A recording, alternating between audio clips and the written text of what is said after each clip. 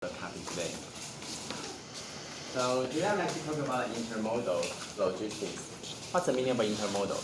I will give you some definition and perhaps you can easily understand. But in general, most of the, I would not say 100%, but maybe 99% of the global supply chain all rely on the intermodal transportation to support this kind of cargo delivery and shipment delivery. We can open that.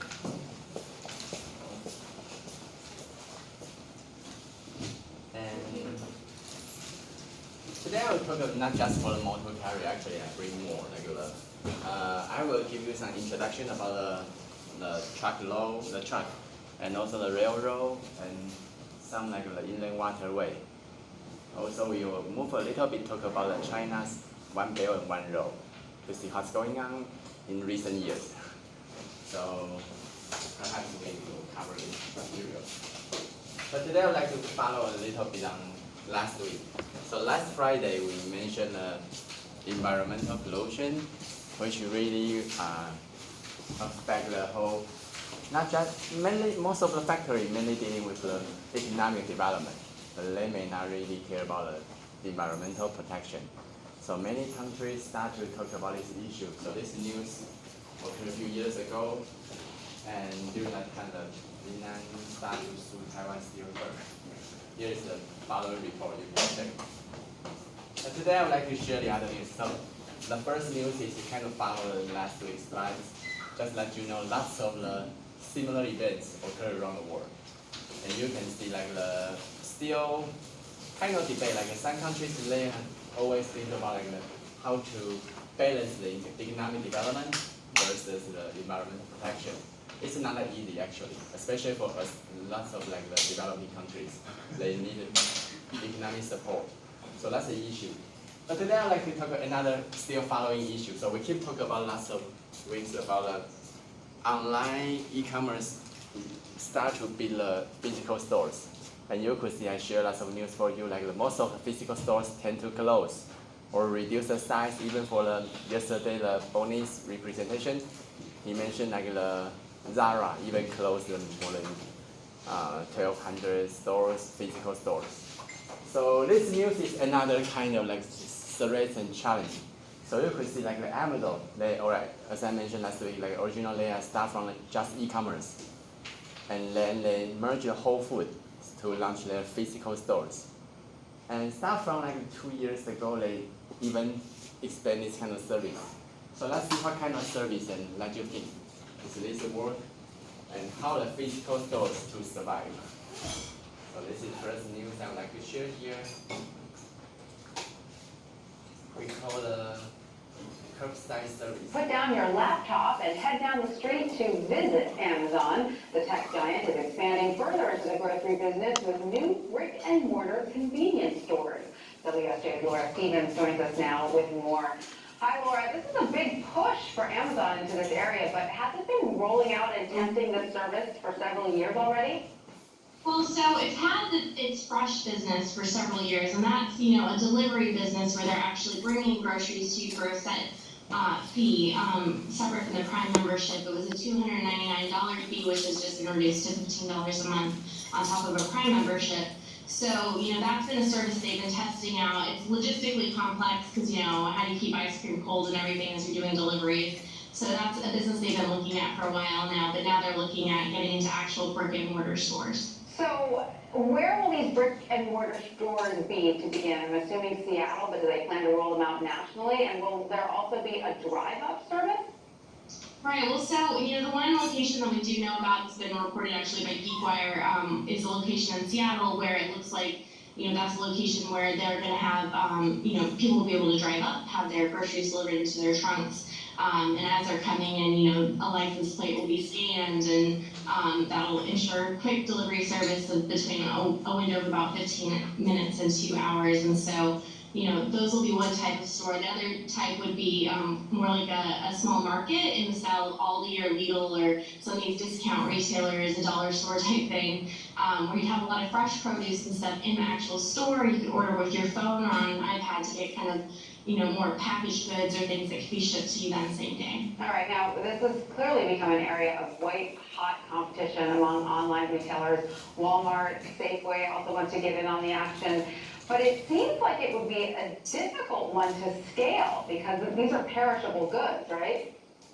Right. Well, and so that's kind of the balancing act and something that Walmart's definitely very rapidly expanding into this kind of click and collect type collection where you pull up your. Just like the thing I mentioned, perishable goods, which means like previous e-commerce. And how many percentage? Anyone want to guess that? How many percentage of the perished goods, like the ice cream, like the milk, sales in Taiwan's e-commerce platform per year? How many percentage compared to other goods? I mean, perishable means like, would you like to shop online the milk, ice cream? Definitely not, right? But still, right now they try to push this kind of service. So you could see. But I give you a number, 0.6 percentage, 0.6.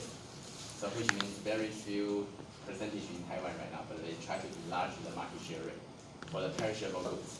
Because they want to provide more different service. Your car and they bring out the groceries to your trunk. So it's definitely a very competitive market. But yes, if you're going to do those deliveries, it gets very logistically complex because, yeah, as you're saying, perishable food, you're driving around in circles, perhaps you can't get the right delivery window. So deliveries are very difficult, and that's why a lot of these retailers are looking at maybe doing something where either the customer's in the store for part of it to get the perishable goods, or they're actually pulling up in their car to pick those goods up. And has Amazon been putting technology in place then to speed up wait times for these drive-up customers?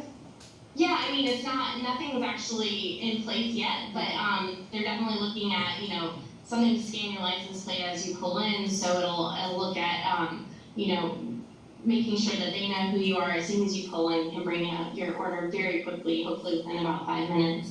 And then, these apps and things like that they have already in place that will help you to order then if you're on your way there or in the store. It's so interesting to see online retailers that, have so much success by replacing brick and mortar, now building brick and mortar. So interesting. All right, thank you so much, Laura. Okay, so let me show you a picture. Maybe you can have more clear information about how Amazon do this now. Here.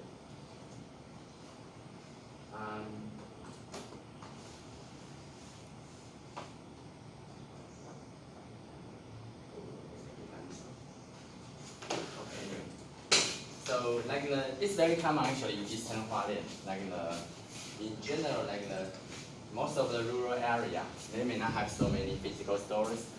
So how to solve that? Many physical stores try to bring a truck. They develop a very small, easy moving physical supermarket. Then they can drive it nearby your home. So you can just walk away to shop easy to shop. It's very common in the rural area. But now Amazon try to bring this idea to the city area, urban city. Think about that, why they want to do this kind of service. Number one, if they want to sell the perishable goods online, it's very difficult. But difficult means still, if you can successfully to sell those kind of perishable goods, maybe you can earn more profit, earn more money. So that's why Amazon decided to develop this kind of service. Second thing is, think about the COVID. Under the COVID-19, maybe people are very reluctant to walk into the physical stores. How about the milk? Perhaps you still need milk every day. Vegetable, ice cream, maybe egg, maybe others. You still need some perishable goods every day, nearly every day. So if you think about it, maybe not just Amazon, maybe one supermarket store just stop at your house maybe once per day, and then you can just easily walk away to grab something. You don't need to worry about others. Is that a good idea? Perhaps good. So, and looks pretty good right now. So then how will this, it may affect the customer shopping behavior. So maybe previously you still tend to, in the United States, you still need to drive the car to the nearest convenience store, nearest chain supermarket. But right now, this is they just stop at in front of your house. then you just walk few steps, you can get the cargoes you need. And how will the physical stores survive? Think about it, if like Amazon start to do this more and more. So right now you can see they just start from like Seattle and still testing cities. They still need to find some test bed to see if this can work. And if this successfully keep working on that, think about it, how can physical stores challenge you for them? So you mean like most of the cargoes you can easily shopping online, even for perishable goods you can shopping by this way. So how could physical stores survive? That's my question again. So you can see like every week I like to propose similar question for you, but with the more and more severe challenge. Maybe last week you think, well, physical stores maybe almost die, but this time think about it. Even for the Amazon, not just for Amazon. If you Google online, you can see like the Alibaba in China. They provide very similar service. You don't need to really walk into the physical stores, but you can still get the perishable goods you need. And why people doesn't like to shopping online to buy the perishable goods? How will you think? Let's talk about the customer experience.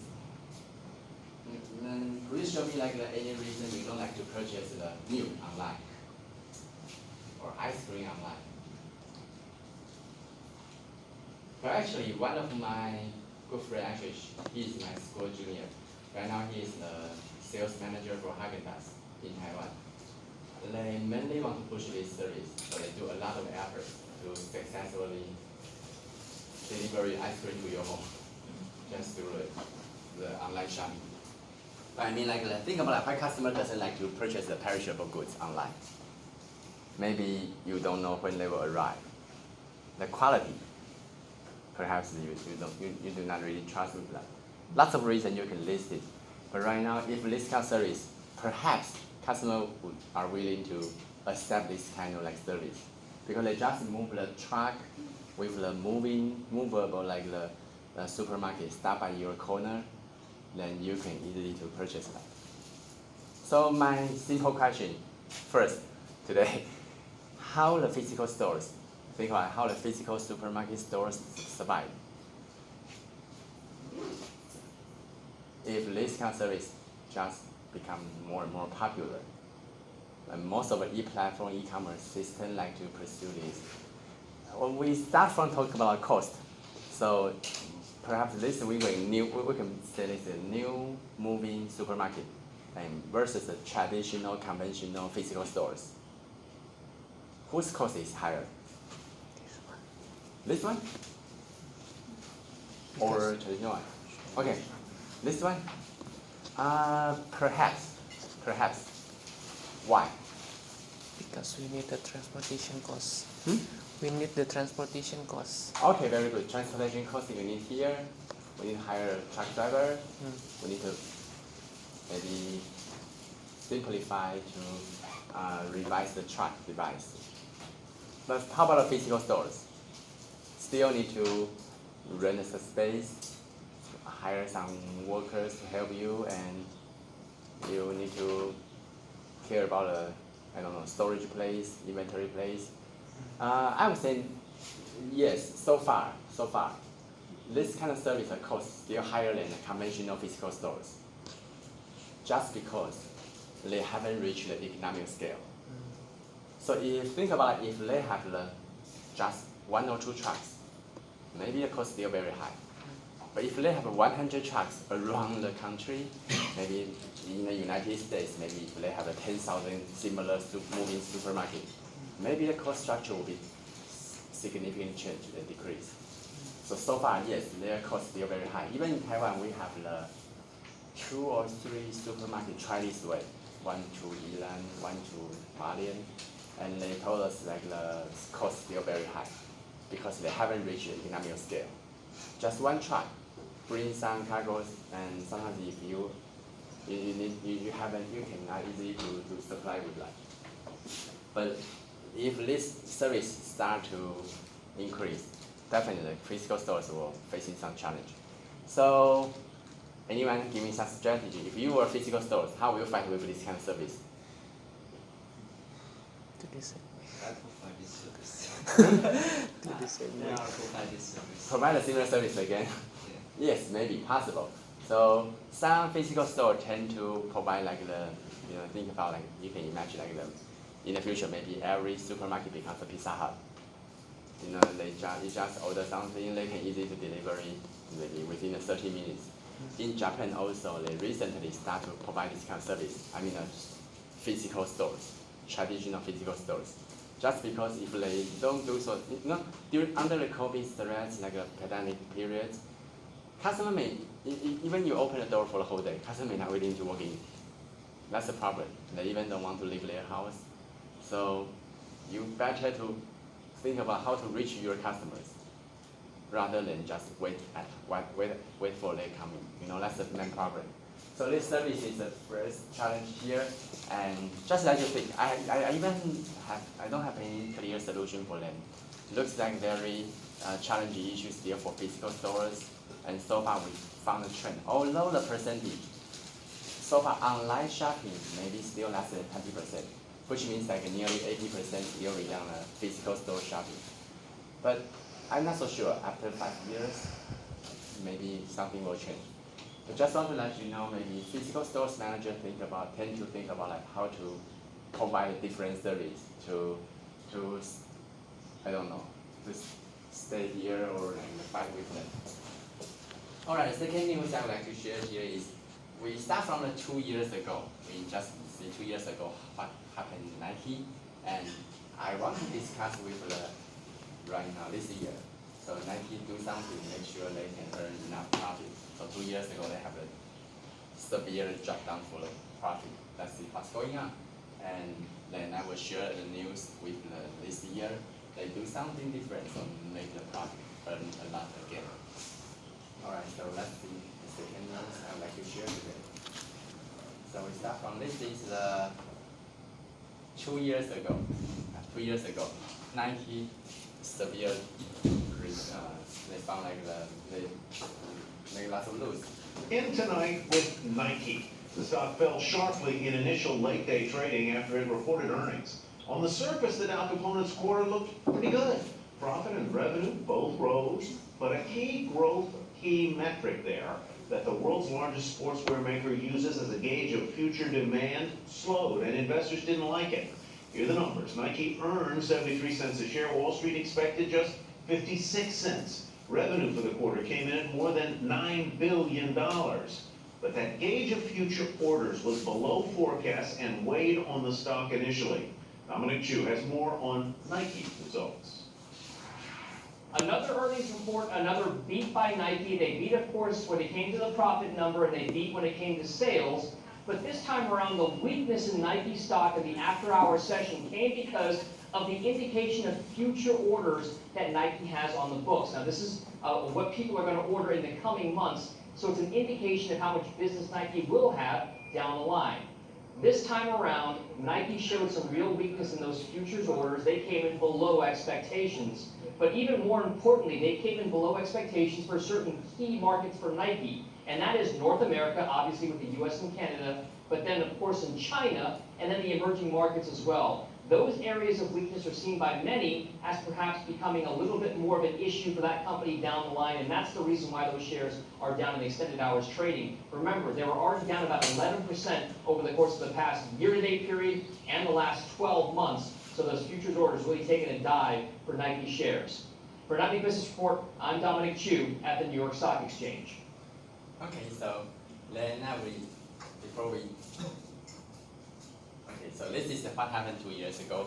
Nike found like their future demand start to drop down very significantly. So how do you think under the COVID-19, how would Nike do during this year? Any guess or strategy or idea for that? But think about it, if you were a manager of Nike, this year is very special, and how to start from 2 years ago, they found like the demand start to drop, which means like maybe they have other competitor, maybe they have the different, I don't know, customer may not really like them. But still, like they just found the data, so they just observed the sales data and found the demand requests keep decrease and decrease, start from 2 years ago. And especially this year, you can imagine most of the industry facing a big challenge in this year. So if you were the manager of Nike, how would you do to make sure you can earn the money? I have a video, but I just want you to guess first. How would Nike do? Or how will you do to help them? So 2 years ago, they found this kind of trend. Before that, everything looks good, but start from 2 years ago, future demand start to drop, and especially for this year. So how to survive? I mean, Nike, think about it. Would you like to purchase a Nike shoes or clothes in the physical stores or online? Why? Because we can try it and then. Definitely, you can go to a fitness room or somewhere to experience. Especially clothes and shoes, you better to try before you purchase that. But I mentioned that's the thing, like physical stores facing big challenge in this year, which means like think about it. Yesterday, some of you hear the bonus presentation about Zara. Zara tend to provide a very huge amount of physical stores to let customers experience their clothes. But think of similar case for Nike. If the physical stores customers are very reluctant to work in, and start from 2 years ago, you found your business start to decline. I mean, how would Nike, any possible strategy to develop to maintain this kind of their business? How do you think? But let me tell you the results. Eventually, this year, Nike earned lots of money, more than their expectation. 66% increase.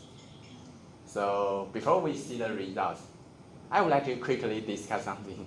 And again, like anyone just feel free to propose your idea. If you were the manager of Nike, how would you do in this special year?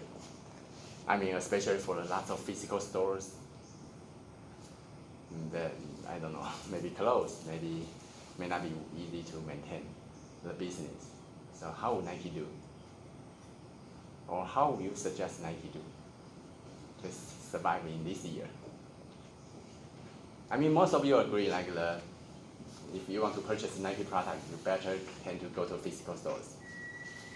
I guess maybe clothes may be easy to shopping online, maybe, but shoes maybe not.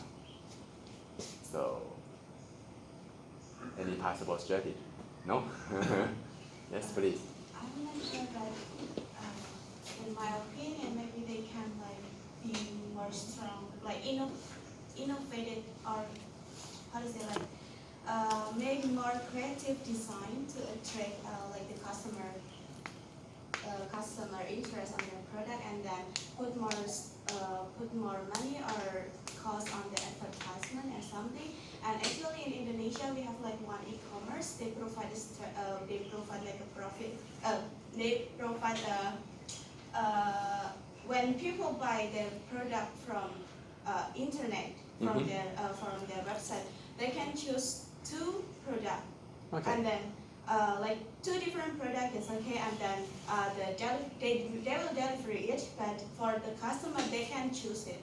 Okay. They can choose if they didn't, when they try it and it's not fit them, they can return it. Okay, very good, yeah. Something like that. It also happens in Indonesia. Oh, okay, very good. So different size, maybe you have a chance to still have a chance. Very good idea. So the customer still can try the product. Yeah, for me, maybe I like to try the 10 different size. I don't know. Sometimes okay, very good idea. So number 1, yeah, very good. What else?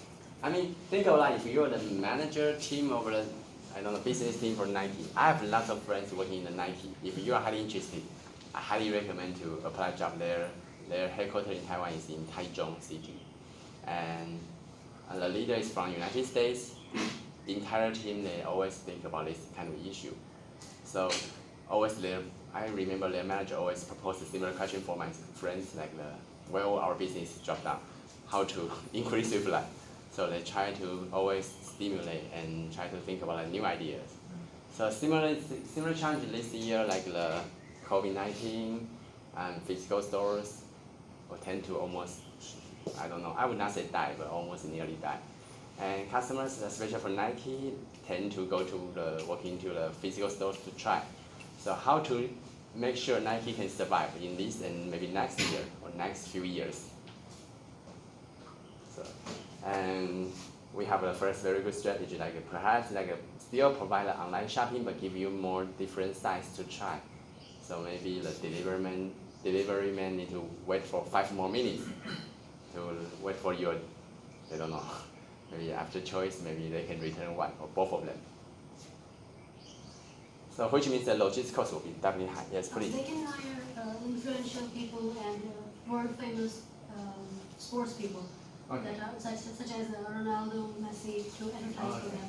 I think that might influence people to buy more. Okay, I think very good strategy, but actually I think they have already do so. I mean, for the LeBron James, for basketball, like lots of the soccer famous like the people. I mean, they have already do this kind of strategy. So perhaps they will keep working maybe more. So increase more ads cost, budget. So, but yes, good strategy. They will enhance maybe double the advertisement budget. Maybe still induce the customer to purchase that. So what else? What else we can do to help Nike? So every week I would like to think of some different strategy. In the future, if you start to work for different industry, maybe your manager will always challenge you a similar question. You know, like your job is to help your boss earn lots of money. If they cannot earn lots of money, maybe you will lose your job. I remember when I was working in the United States, my boss always proposed a similar question for me. And if I cannot think any solution, he would say, "Oh, Frank, it seems we will lose our job."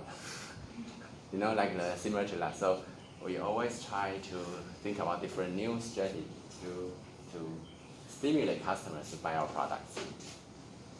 So what else you could do? Or what kind of like a new trend you can think of? Like COVID-19 may not just negative. Sometimes they could bring some business opportunity. You know, like give you some hint. So Nike found like the most customers tend to stay at home. But if you just stay at home, yeah, please.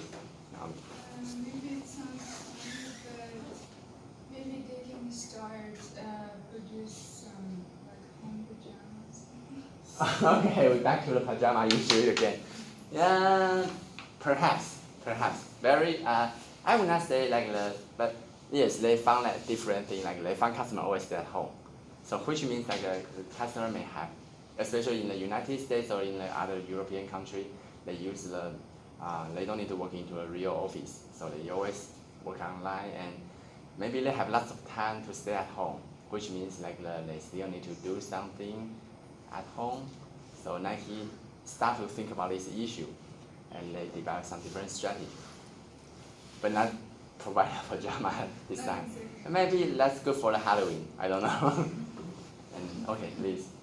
Yeah, and maybe during the lockdown, customers would as well want to exercise to maintain their health. Very good. Fitness. So yes, they think about like customer may just stay at home, maybe feel very, I don't know, very bored and they need something to do. So they try to do this kind of strategy. Let me show you the results. Definitely you can think more different strategy. Okay, so this year, Nike up to 66% from March to in this year. This is I think in the May.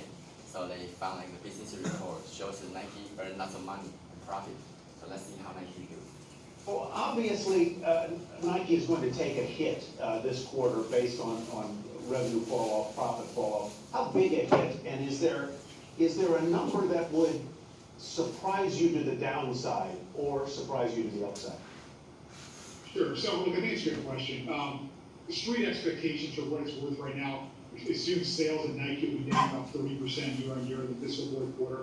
Earnings like 9 cents versus 62 cents last year. So, like you're saying, Tyler, that's a big hit. Now, I don't think overall these fourth quarter results matter that much. What does matter is the comments that Nike management makes about the trend in business through the quarter and then into the early. So you see, like a stay-at-home fitness kind of like help driving the, like Nike found this may be a new opportunity. So I mean, COVID-19 maybe not always negative. Still, you can find some business opportunity here. So that's why they start to think about a new strategy. Early days of the new year here. To bogey, look, I'm guessing a bit here, but if sales are down only 10%, that'd be a big picture. Versus sales substantially more than 30, that would be negative. But again, the Q4 results that Nike will report here in an hour or so are not that important. It's much more important to say about the underlying business. I'm wondering whether this COVID experience has accelerated Nike's move to becoming a direct-to-consumer seller, an online seller, and that in the long run may actually benefit. Okay, this is the issue. I would like to also think about that. So they see like a COVID-19 may start to push Nike move to the, let's say, direct customer seller, which means like we have lots of different channels. Traditional way is Nike try to find out some physical stores, physical channel to help them to sell their products. But now maybe if think about it, if you want to purchase an iPhone, you have several ways to do. You can walk into the physical channel stores to purchase that. You can also order the iPhone through the official website in Apple. So which means the second way means like they have a chance to directly facing the customer. And this way is another we call dual second channel. And also like let's say Nike maybe transfer to the e-commerce system, maybe. So it's kind of changed, but let's see. Absolutely. I think you said that perfectly. Okay, so Nike has been on this digital push for a while. They're really digitizing their business, and particularly how they connect with consumers. We saw, and again, we'll get a big update on this tonight. We saw in China, where the pandemic hit first. What we saw is that Nike online business really flexed up. We saw early indications of that here in the United States. And so I think to the point you're making, all of the groundwork that Nike has laid to be more of a digital company has very much benefited them through this crisis. And on the other side of this, relative to competition, will make them even stronger. Where's the stock now? Where's it going to go? Well, $100. Like you said, you're opening. Nike's had a phenomenal bounce back off of the COVID low. It got there for a day. It's basically now playing with all-time highs. I've got a $115 price target on the stock. That's a 12 to 18 month target. But look, in my mind, Nike, especially with all these digital initiatives, is still in the early stages of really dominating the athletic space. You know what's interesting to me in my notes is how big Nike is. It is bigger in revenue last year than the combined top line of Adidas, Under Armour, and Lululemon. So this is really a fortress company, right? Oh, that's absolutely right. It's a big company. We think roughly $50 billion in sales globally. It's a big company with obviously a big presence in footwear, apparel, and other categories. But Nike is a big company. It's a big brand. Okay. So you can see like they start to think about